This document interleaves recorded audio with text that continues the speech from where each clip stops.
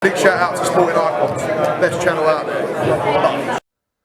Okay, so I hope you're all doing fan-dabby-dozy. So October the 15th at the Barclays Centre, New York City. Live and exclusive on Fox Sport pay-per-view. The return of the Bronze Bomber, the former WBC World Heavyweight Champion, Deontay Wilder. And he will be taking on Robert Helenius. Now, I made this prediction 6-7 months ago. If for some of you will remember, it's still up here on the channel, that I predict that Wilder will in fact be fighting Robert Helenius. I did give a B option as well, maybe a Charles Martin. I don't know if Charles Martin was in the running or not, but these were my two guesses. Reason being, when you know, you know. Okay, listen, I've been following Wilder for most of his career. I know the kind of level that he's going to do. A leopard don't change his spots. But this is a comeback fight, of course, so I can't hate on this fight, which of course I'll get into in a minute. He's come off 2 knockout losses, okay? He needs that confidence booster. Robert Helenius is that confidence booster. Now, Robert Helenius, he did put out a social media post on his Instagram, but unfortunately, he wasn't speaking English in it. He was speaking his own native tongue. So no idea what it is that he's saying. Maybe he's denied it. Maybe he's saying the fight is on, or maybe he's got nothing to do with it. But he looked like he's laying in a hospital bed. Okay, so who knows? Now, as far as the fight, how would I know that it's going to be Robert Helenius out of the hundreds of heavyweights that Wilder could have chose? Why Robert Helenius? Well, because he fits the blueprint of Deontay Wilder's opponents. Wilder's been fighting the same level of opposition for so long now. When he finally stepped up against Fury, the gap was so big. That's why what happened to him, especially in the second fight, is what happened. Because the gap was so big. Wilder, he's had 4 pay-per-views, only won 1 of them. That was against Luis Ortiz in a rematch. But Robert Helenius, a comeback fight, you can't hate on it. You can't. We don't know how Wilder psychologically is. We don't know if he's mentally beaten. We don't know if he's done. We really don't know. I mean, maybe Wilder, he's been out of the ring for so long because, of course, we know that he's been seeking a shaman in the deep jungles of Peru to do some herbal teas, if you like, some hallucinogenics to make a decision about returning to the ring or not.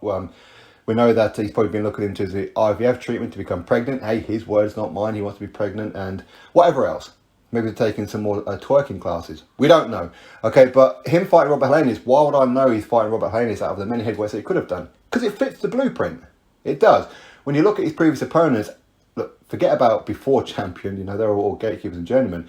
But look at Artur Szpilka. Look at Chris Arreola. Look at Luis Ortiz. Look at Joan Duapa. Look at Dominic Brazil and Bermain Stavern and so on and so forth. Robert Helenius fits into that bill. These are the fights that he's comfortable with, as in Deontay Wilder. So it was obvious, and of course, Wilder does like to fight his former sparring partners. Robert Helenius was his chief sparring partner for the 3rd Tyson Fury fight. Now, Robert Helenius is coming off a couple of good wins, of course, against Adam Kownacki. But again, Adam Kownacki, how good is Adam Kownacki? We don't know. We've just seen him lose to Ali Aaron Demirzian. It's quite hard to say that name. Say it out loud, fast. But we don't know how good Adam Kownacki is. But still, on paper, it's very, very good wins for Robert Helenius. And he is WBA Gold Champion. Now, he was given the opportunity to fight either Michael Hunter or Hughie Fury. He declined, which is why we're getting Hughie Fury versus Michael Hunter for the WBA mandatory position. WBA regular mandatory position, of course. So in theory, Robert Helenius should get stripped of that WBA gold title and dropped from the rankings. That's how it should work, but it ain't gonna. Why? Because he's currently a PBC fighter. Now, also, he probably turned down to fight maybe a Hughie Fury because he knew he was going to be fighting Deontay Wilder. But that said, can we hate on this fight? No, not really, because at the end of the day, Wilder needs that confidence boost. He does. Now, is it a pay-per-view fight? No, but it's going to have intrigue because it's Wilder's return. Okay, when you've just lost 2 by knockout, okay, one officially was a knockout, the other one was he quit beforehand, but when you're coming off 2 knockout losses, where do you go? What do? You can't get straight back into the deep end. You can't. You have a tick-over fight, Robert Helenius. Now, Robert Helenius, he could pose some problems, he could. But as I said, he's a big guy, he's a strong guy, but he's lost to Joan Duapa and he's lost to Gerald Washington, 2 guys who Wilder has already beaten. Hence the reason, another reason, why I knew he was going to be fighting Robert Helenius, right? So, it fits the bill. I fully expect Wilder to come through this one.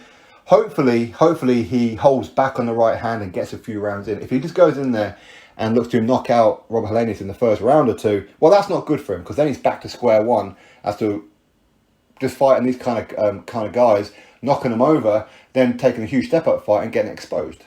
Okay, you don't do that. So hopefully he gets a few rounds in. He needs a few rounds in.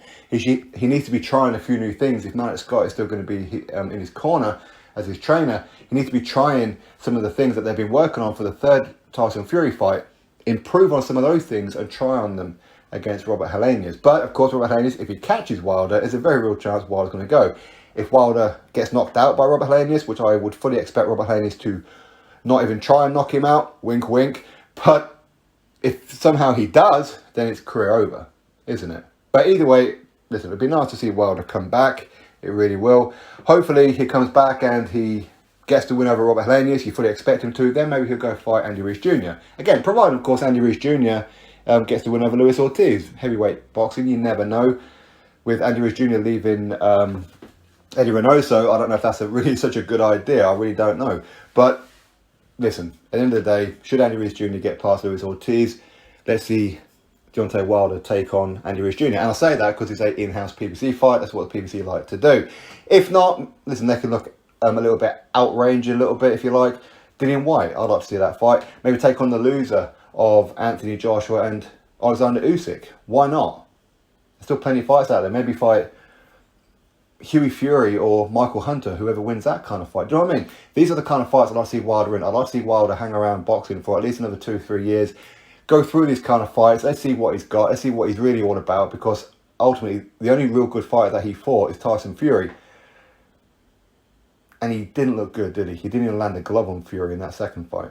He didn't. Third fight, did Fury even train after coming off of COVID and whatever else? And of course, with the problems with his daughter, who knows? But either way, I'd like to see him come through against Robert Helenius, then go fight somebody decent. I can't blame him. I can't hate on him for fighting Robert Helenius. Is it pay-per-view worthy? No, not really. But again, as I said before, Wilder, he's not really a pay-per-view superstar himself. You know, he needs a good opponent. He's had 3 pay-per-views, only won one of them. That was against Luis Ortiz in the rematch. So anyway, we'll have to wait and see. Beauty's in the eye of the beholder, right? If you think it's pay-per-view worthy and you're in America, pay for it. If you don't, then don't. All right? Anyway, my thoughts. You all drop me yours. Do you like the fight? Do you agree that it's actually a good comeback fight? I think it's a good comeback fight. I really do. And I couldn't have hated it if it was Charles Martin either, even though Charles Martin's lost to Luis Ortiz. But it doesn't really matter. He needs a confidence booster. For me, I'm okay with it. Are you? Drop your thoughts below. Click thumbs up. And, of course, subscribe. And I'll catch you in the next video.